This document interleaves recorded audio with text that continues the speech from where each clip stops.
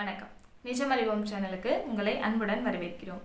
இப்போ நம்ம பார்க்கக்கூடிய விஷயம் என்னன்னா, மண்பானையின் மகிமைகள். இதை பற்றி தான் பார்க்க இருக்கிறோம். வாங்க வீடியோக்குள்ள போகலாம்.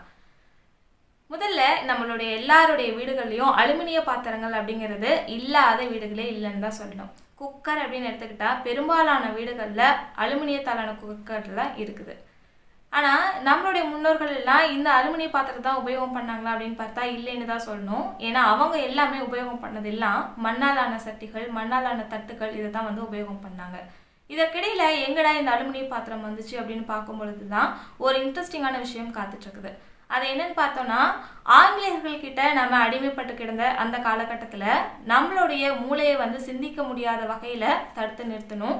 நம்ம உடம்புல இருக்கக்கூடிய சத்துக்களை எல்லாம் உறிஞ்சி எடுத்துடணும், அவங்களுக்கு சத்துக்கள் இருக்கக்கூடாது என்ற வகையில் ஆங்கிலேயர்கள் திங்க் பண்ண ஆரம்பித்தாங்க. அதற்கு என்ன பண்ணணும் அப்படின்னு யோசனை பண்ணும் பொழுது இவங்களுக்கு கிடைச்ச மிகப்பெரிய ஒரு ஆயுதம் தான் இந்த அலுமினிய பாத்திரங்கள். இந்த அலுமினிய பாத்திரத்தில் சமைச்சு நமக்கு உணவு பரிமாற ஆரம்பித்தாங்க. அதாவது ஜெயிலில் இருக்கக்கூடிய அந்த கைதிகளுக்கு மட்டும் இந்த உணவுகளை முதல்ல பரிமாற ஆரம்பித்தாங்க. இதனால என்ன ஆகும் அப்படின்னு பார்த்தோம்னா, இந்த அலுமினிய பாத்திரத்தில் நம்ம உணவு சமைக்கிறோம் அப்படிங்கும்பொழுது அந்த அலுமினிய துகள்கள் இந்த உணவில் கலக்க ஆரம்பிக்கும். அந்த நுண்துகள்கள் கலக்குது அப்படிங்கும் பொழுது அந்த காயில் இருக்கக்கூடிய நம்ம உணவுப் பொருட்கள் சமைக்கிறோம் அப்படின்னா அதில் இருக்கக்கூடிய சத்துக்கள் கொஞ்சம் கொஞ்சமாக குறையும். அதாவது 100% சத்துக்கள் இருக்குதுன்னா 98% சத்துக்கள் இந்த உலோகம் அழிச்சிடும். 2% சத்துக்கள் தான் இதில் இருக்கும். இந்த சத்துக்களையும் நம்ம சாப்பிட்றோம் அப்படின்னாலும் அந்த அலுமினிய துகள்கள் இதில் கலக்குது. அப்படிங்கிறதுனால நம்ம உடலில் இருக்கக்கூடிய நரம்பு மண்டலத்தை இந்த அலுமினியம் டைரெக்டாக பாதிக்கும்.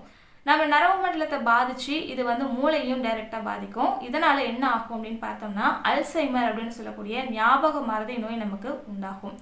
இதுபோல் நம்ம தொடர்ந்து இந்த அலுமினியத்தாலான பாத்திரத்தில உணவு சமைச்சு சாப்பிட்டுக்கிட்டே வந்தோம் அப்படின்னா சில வருடங்கள் கழித்து நமக்கு அதிகப்படியான உடல் சோர்வுகள் ஏற்படும். இப்படி அதிகப்படியான உடல் சோர்வு ஏற்படுது அப்படிங்கும்போது நம்ம டாக்டர்கிட்ட போய் செக் பண்ணோம் அப்படின்னாலும் அதுக்கு முழுக்க காரணமாக என்ன இருக்குன்னு பார்த்தோம்னா, இந்த அலுமினிய துகள்கள் நம்மளுடைய உடம்புல கலக்கிறதா தான் காரணமாக இருக்கும்.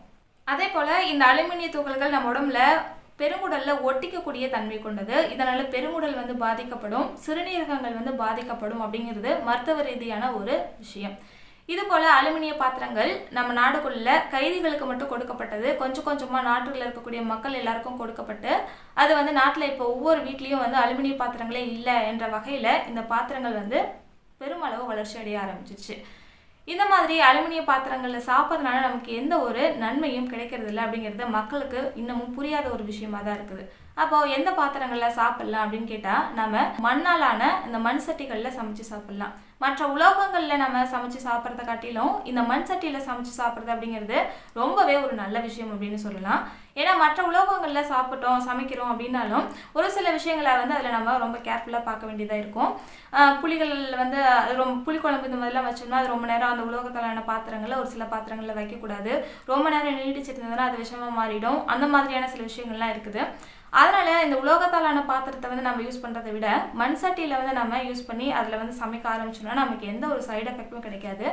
அதே போல் இந்த மண் சட்டியால் நம்ம சமைக்கிறோம் அப்படின்னா இதில் இருக்கக்கூடிய நுண்துகள்கள் எல்லாம் இருக்குது இல்லையா, இந்த நுண்துகள்கள் இருக்கிறதுனால வெப்பம் ஒரே சமச்சீராக இந்த சட்டிகளில் பரவ ஆரம்பிக்கும்.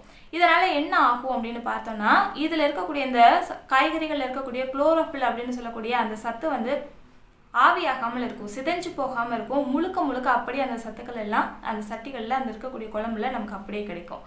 இது உணவின் சுவையும் அதிகமாக இன்க்ரீஸ் பண்ணும். அதே போல் நமக்கு கிடைக்கக்கூடிய எல்லா காய்கறிகளும் மண்ணில் நம்ம உற்பத்தி செய்யக்கூடிய காய்கறிகள் தான். அப்போ அந்த மண்ணிலேயே நம்ம சமைச்சு சாப்பிட்றோம் அப்படிங்கும் பொழுது அந்த சத்துக்கள் எல்லாம் நமக்கு கரெக்டாக உண்மையாலுமே கிடைக்கும். அதாவது 100% அதில் சத்துக்கள் இருக்குது அப்படின்னா 98% அதில் இருக்க சத்துக்கள் நமக்கு கண்டிப்பாக அப்படி கிடைக்கும். அதே போல் உணவுப் பொருட்கள் மண் சட்டியில் சமைக்கிறோம் அப்படிங்கும்பொழுது அவ்வளோ சீக்கிரமாக கெட்டு போகாது.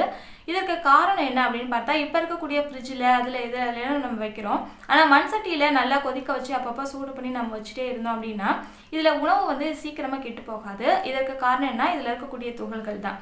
இந்த துகள்கள் இது வெளியே இருக்கக்கூடிய காற்றுகளை உள்ளே வச்சுக்கும். அதே போல் உள்ளே இருக்கக்கூடிய காற்றை அடிக்கடி வெளியே தள்ளிக்கிட்டே இருக்கும். இந்த மாதிரி தள்ளிட்டே இருக்கிறதுனால இப்போ இருக்கக்கூடிய ரெஃப்ரிஜிரேட்டர் மாதிரியே அந்த காலத்தில் இந்த மண்பானைகள் இருந்திருக்குது. இதனால் புளிக்குழம்புகள், மீன் குழம்பு இதெல்லாம் வச்சாங்கன்னா ரொம்ப நாள் அது கெடாமல் இருக்கும். 10 நாட்கள் ஆனால் கூட அந்த மண் சட்டியில் வைக்கக்கூடிய இந்த குழம்புகள் கெடாமலே இருக்கும். அந்தளவுக்கு ஒரு ரெஃப்ரிஜிரேட்டர் தன்மை இந்த மண்பானைக்கு இருக்குது. அதே போல் இந்த மண்பானை வந்து என்ன பண்ணும் அப்படின்னு பார்த்தீங்கன்னா அமிலத்தன்மை, உணவில் இருக்கக்கூடிய அமிலத்தன்மையை வந்து கட்டுப்படுத்தும். அதே போல் என்ன ஆகும் அப்படின்னு பார்த்தீங்கன்னா இதில் இருக்கக்கூடிய உணவுப் பொருட்களில் அதாவது நீர் வந்து வருது அப்படிங்கிற மாதிரி இருந்ததுன்னா அந்த நீரை வந்து கட்டுப்படுத்தக்கூடிய திறமை இருக்குது. அதை ஆவி பண்ணிடும் உடனே. அதனால தான் இது வந்து கெடாமல் இருக்கும். அது மட்டும் இல்லாமல் இதில் இன்னொரு ஸ்பெஷல் என்ன அப்படின்னு பார்த்தோம்னா மற்ற பாத்திரங்களில் நம்ம உணவு சமைக்கும் பொழுது அந்த உணவு வந்து கொஞ்ச நேரம் ஆயிடுச்சுன்னா அப்படியே நீர்த்து போன மாதிரி ஆகிடும். ஆனால் இந்த மண்பானையில் அந்த மாதிரி நீர்த்து போன மாதிரி ஆகாது. அந்த உணவு வந்து எப்படி நம்ம சமைச்சோமோ அதே முறையில் அப்படியே இருக்கும். அதுதான் இதில் இருக்கக்கூடிய ஒரு பெரிய ஸ்பெஷலு. அதே போல் மற்ற பாத்திரங்களை நம்ம சமைக்கணும் அப்படின்னா உணவின் சுவை கூடுதலாக இருக்கணும் அப்படிங்கிறதுக்காக நிறைய எண்ணெய் ஊற்றுவோம். ஆனால் இந்த மண்பானையில் நம்ம அதிக அளவு எண்ணெய் ஊற்ற தேவையே இல்லை. நம்ம உணவுக்கு எந்த அளவுக்கு எண்ணெய் தேவையோ அந்த அளவுக்கு எண்ணெயை மட்டும்தான் இந்த மண்பான்மையை எடுத்துக்கும். அதனால நமக்கு எந்த ஒரு சைடு எஃபெக்டும் கிடைக்காது.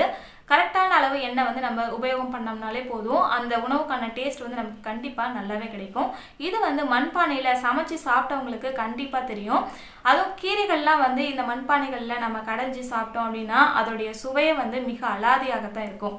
அதே போல் இது வந்து நல்ல பசியை எடுக்க செய்யும். அதே போல் மலச்சிக்கல் வராமல் பாதுகாக்கும். உடலை வந்து சீராக வச்சுருக்கோம். உடலில் இருக்கக்கூடிய இரத்த குழாய்கள் வந்து ஓட்டம் சரியாக இருக்கிற மாதிரியான விஷயங்களை கொடுக்கும். இதுக்கு எல்லாமே காரணம் என்ன அப்படின்னு பார்த்தோம்னா மண்பானையில் சமைக்கும் போது அந்த உணவில் இருக்கக்கூடிய சத்துக்கள் நமக்கு முழுமையாக கிடைக்கும் அப்படிங்கிறது தான் மிகப்பெரிய விஷயம். அதே போல் மண்பானைகளில் தண்ணி ஊற்றி வச்சு குடிப்பாங்க இல்லையா, அதுவும் வந்து மிக சிறந்த ஒரு நல்ல பழக்கம்னு தான் சொல்லணும். ஏன்னா இப்போ இருக்கக்கூடிய ரெஃப்ரிஜிரேட்டரில் தண்ணி நம்ம வச்சு குடித்தோம் அப்படின்னா நமக்கு சளி பிடிச்சிக்கும், காய்ச்சல் வரும் அப்படின்னு சொல்லுவோம்.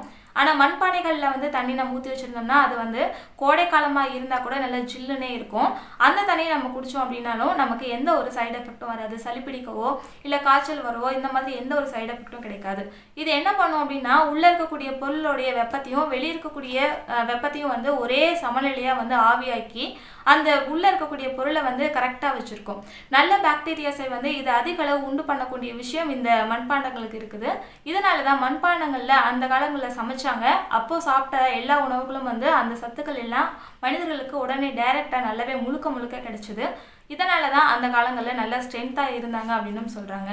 இப்படி நல்ல விஷயங்கள் நிறைய இருக்கக்கூடிய இந்த மண்பாண்டத்தில் நீங்களும் ஒரு நாள் சமைச்சு பாருங்கள். சமைச்சு அதை சாப்பிட்டு பாருங்கள். கண்டிப்பாக அந்த உணவின் சுவை உங்களுக்கு பிடிச்சி போயிடுச்சு அப்படின்னா திரும்ப வேறு பாத்திரங்களில் நீங்கள் சமைக்கிறதுக்கு விரும்பவே மாட்டீங்க. மண்பானையில் தான் சமைக்க ஆரம்பிப்பீங்க.